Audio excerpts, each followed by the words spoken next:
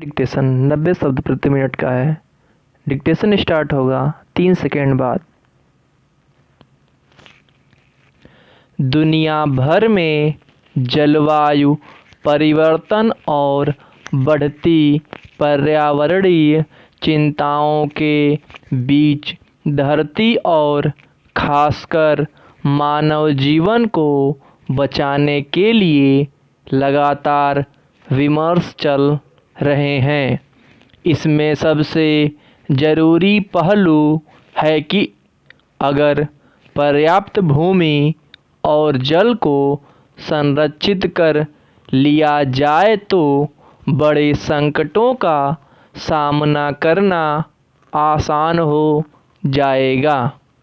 इस लिहाज से सोमवार को एक बेहद अहम पहलकदमी तब सामने आई जब कनाडा के मॉन्ट्रियल में संयुक्त राष्ट्र जैव विविधता सम्मेलन में शामिल देशों के बीच एक ऐतिहासिक समझौता हुआ।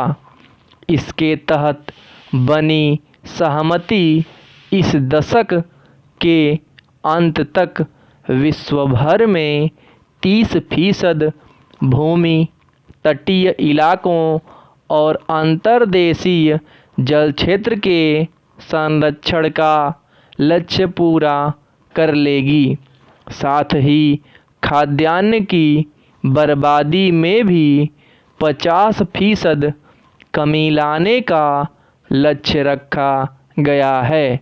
जाहिर है, दुनिया की बढ़ती आबादी और ज़रूरतों के बीच विकास के विभिन्न प्रारूपों की वजह से धरती पर असंतुलन न हो, इसके लिए पहले से ही जरूरी संसाधनों का संरक्षण अगर नहीं किया गया तो इसका खामियाजा सबसे ज़्यादा मनुष्य को ही उठाना पड़ेगा।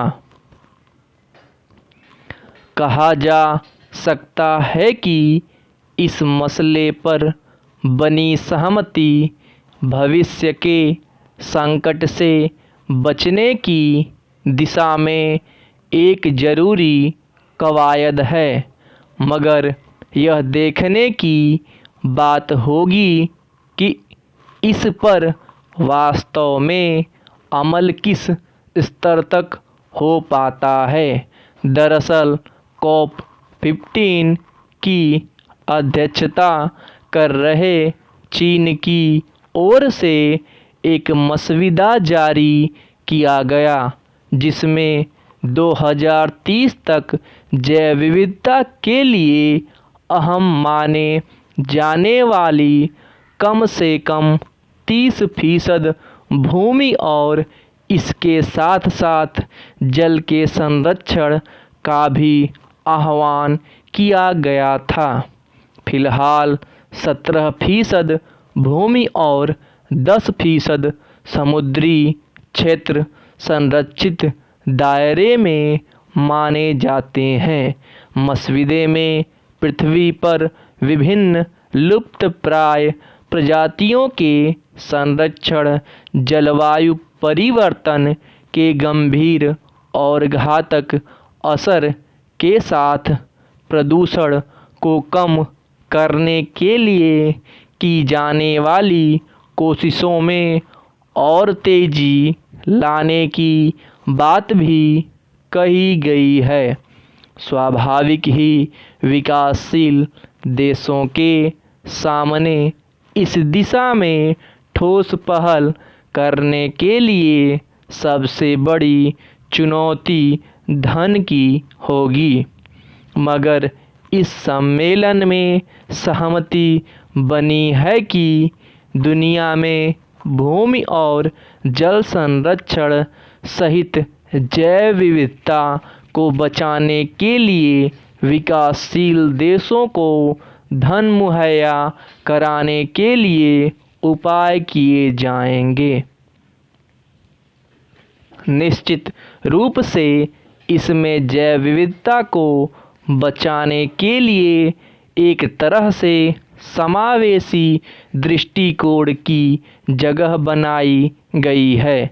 धरती पर सभ्यता के बदलते दौर और उसमें तमामों जीवों और प्रकृति के उपादानों का सह अस्तित्व खुद मनुष्य के जीवन के लिए कितना अनिवार्य रहा है, यह एक जग जाहिर तथ्य है। लेकिन मनुष्य के जीवन के बदलते स्वरूप, प्राकृतिक उतार चढ़ाव और इसके समांतर विकास के नाम पर चलने वाली गतिविधियों की वजह से बहुत सारे जीव जंतु या तो विलुप्त हो गए या फिर अपने अस्तित्व के संकट से जूझ रहे हैं।